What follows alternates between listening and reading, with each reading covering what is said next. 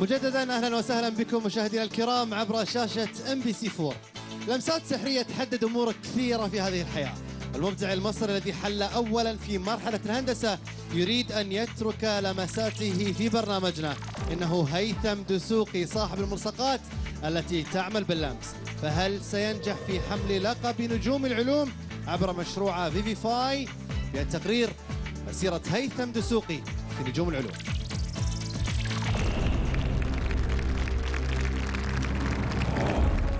فيفيفاي اختراع لهيثم دسوقي يضيف لمسة من الرفاهية إلى حياتنا اليومية. من صغري وأنا بعشق الاختراعات وبحب أعمل حاجات جديدة فيها. وفي مرة وأنا بشتغل على أحد اختراعاتي فوجئت إن شحنة جسمي بتأثر على الدوائر الإلكترونية حتى من خلال الأجسام العازلة. الابتكار مكون من ملصقات استشعار تثبت على الأسطح لتتحكم بها من خلال اللمس. وأول ما سمعت إن نجوم العلوم بيدوروا على اختراعات جديدة طرحت فكرتي قدام لجنة الحكم. ازاي تحول اي سطح حتى لو كان ترابيزه مثلا، حتى لو كان خشب، ازاي تحولها تاتش سكرين؟ عندك شيء جديد علميا، شخصيا بعطيك صوتي، انت تعطيني فرصه. موافق. اعطيني فرصه. عندك اجماع اللجنه مبروك. اول ما سمعت موافقه كل لجنه الحكم حسيت ان انا ممكن انطلق من النقطه دي باختراعي للعالم كله. المهمة الأساسية في مرحلة إثبات مفهوم الفكرة كانت في تحويل قطعة زجاج ورخام إلى سطح قابل للتحكم من خلال اللمس. صار التاتش؟ صار التاتش. حلو سريع. وبفتكر لما خالد نده اسمي وقال هيثم المركز الأول. بالمركز الأول هو هيثم دسوقي من مصر. كانت فرحتي كبيرة جدا وكنت متحمس أكتر الفكرة بتاعتي. في مرحلة الهندسة ابتكر هيثم 3 استخدامات جديدة، وهي التحكم بالموسيقى من خلال ملصقات استشعار مثبتة على ثوب الاستحمام. يلا منيح جد. التحكم بالهاتف عبر ملصقات استشعار مثبتة على لوح من زجاج. ألو. التحكم باستخدام المياه بمجرد اللمس. وظهرت قيمة المشروع بتاعي من خلال الاستخدامات. هيثم دسوقي من مصر.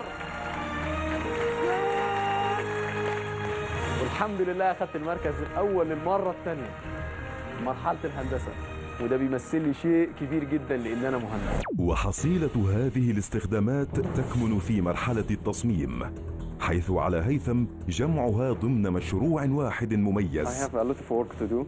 هنفك كل حاجة ونرجع نركب كل حاجة.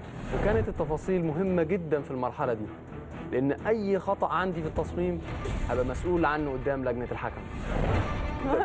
أنا لازم أكون موجود عشان خاطر حاجات كتير. دي لو اتقطعت خلاص. ما كانش ده ينفع يبقى أبيض كده. كنت خايف يطلع حاجة غريبة، يطلع حاجات ملهاش علاقة ببعض. في الآخر خالص أنا انبهرت بشكل المشروع، لأن بعد ما بيكتمل وتفتح الوردة بالكامل تحس فعلا بجمالها. I don't believe myself. Okay, it's so beautiful. قدرت اعمل فيدباك لايت وفيدباك ساوند للباتونز بتاعتي، وبقى عندي شكل نهائي للمنتج اللي انا ان شاء الله اقدر انزل بيه السوق.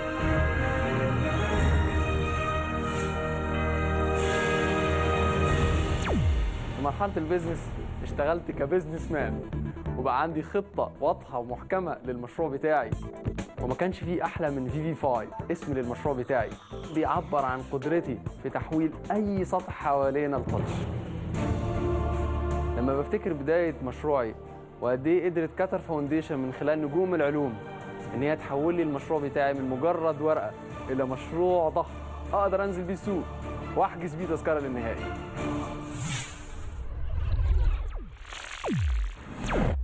فيفيفاي تقنية جديدة تحول أي مادة إلى شاشة تعمل باللمس.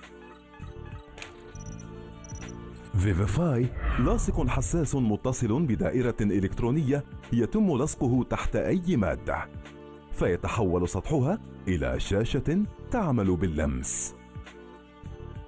يعتمد فيفيفاي على انتقال شحنات جسم الإنسان عبر الأجسام حتى العازل منها، وعندما تصل الشحنات إلى اللاصق أسفل الجسم تستقبلها الدائرة الإلكترونية فتتحول المادة إلى شاشة تتحكم بعد ذلك بأي شيء نريد.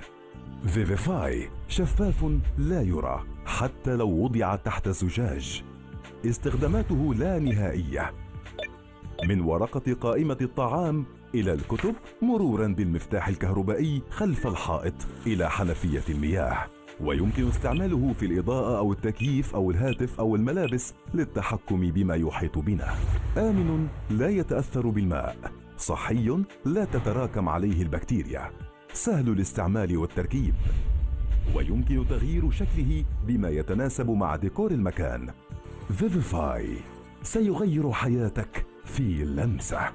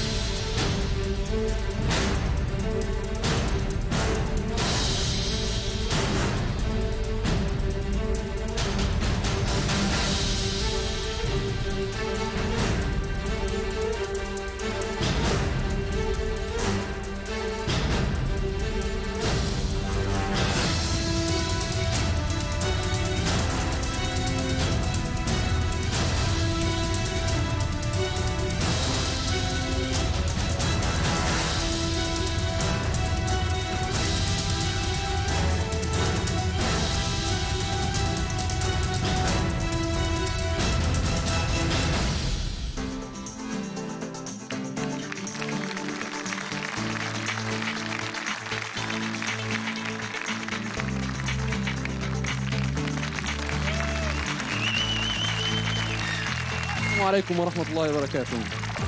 في البداية أحب أحيي كل الحاضرين وأشكر مؤسسة قطر على دعمها الكبير للاختراعات والبحث العلمي في وطننا العربي. النهاردة أنا في قمة السعادة لأني بتخرج من مدرسة نجوم العلوم. المدرسة دي اتعلمت فيها السر والطريقة اللي بتتقدم بيها كل الأمم في العلوم والتكنولوجيا. الحمد لله قدرت أحول فيفيفاي من مجرد فكرة لمنتجات حقيقية، وأثبتت خلال المسابقة أنه ممكن يدخل في تطبيقات لا نهائية، وده لأن فيفيفاي مش مجرد منتج، دي تكنولوجيا جديدة بتطلع من قلب العالم العربي إلى البشرية كلها. أحب أقول لكم إن دي آخر مرة هتشوفوا فيها فيفيفاي ستيكر، لأن إن شاء الله خلال سنة واحدة هيكون مختفي ورا كل حاجة حواليكم، ورا المكتب، تحت الأرض، جوه السرير، في العربيات، في السيارات. وأوعدكم إن ده مش هيكون آخر الطريق، ده أوله. إن شاء الله كل اللي أنا أنجزته واتعلمته هنا في قطر هعلمه للناس في مصر والوطن العربي، وهنبدع أكتر وهنشتغل بجهد مضاعف وهنثبت للعالم كله إن إحنا ممكن نكون في مقدمة الأمم في الإنتاج والبحث العلمي. شكرا لأصواتكم، شكرا لثقتكم، ومبروك علينا هذا الإنجاز الكبير.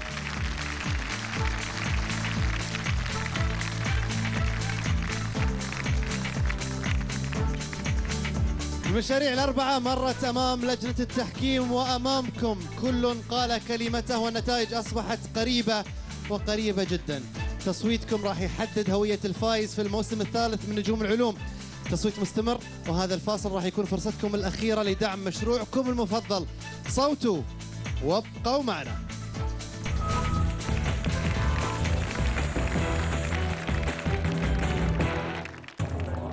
شارك في اختيار الفائز الأول في